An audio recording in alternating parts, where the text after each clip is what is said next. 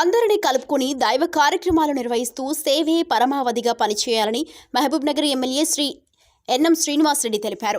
గురువారం నాడు మహబూబ్నగర్ పట్టణంలోని శివశక్తి నగర్లోని శివాలయం నూతన పాలకవర్గ కమిటీ సభ్యుల ప్రమాణ స్వీకార మహోత్సవానికి ముఖ్య అతిథిగా పాల్గొన్నారు. పాలక మండలి సభ్యులతో దేవాలయ శాఖ ఇన్స్పెక్టర్ వీనాద్రి ప్రమాణ స్వీకారం చేయించారు. అనంతరం ఎమ్మెల్యే పాలక మండలి సభ్యులకు శుభాకాంక్షలు తెలియజేశారు. ఈ సందర్భంగా ఆయన మాట్లాడుతూ ఎంతో పురాతనమైన ఈ దేవాలయాన్ని కాపాడుకుందామని ఒక కుటుంబం మాదిరిగా అన్ని కులాల వారిని కలుపుకొని అందరినీ కలుపుకొని ముందుకు పోవాల్సిన బాధ్యత మీ పైన ఉందని, ఎలాంటి ఆధ్యాత్మిక కార్యక్రమం చేపట్టినా అందరూ కలిసి ఉత్సవంగా నిర్వహించుకోవాలని ఆయన సూచించారు.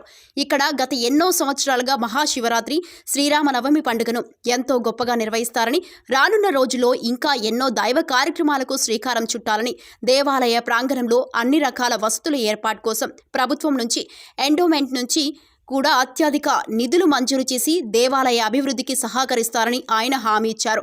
అంతకుముందు ఆలయ అర్చకులు పూర్ణ కుంభంతో ఎమ్మెల్యే ఘనంగా స్వాగతం పలికారు. ఈ సందర్భంగా ఎమ్మెల్యే శివునికి ఆయన ప్రత్యేక పూజలు నిర్వహించారు.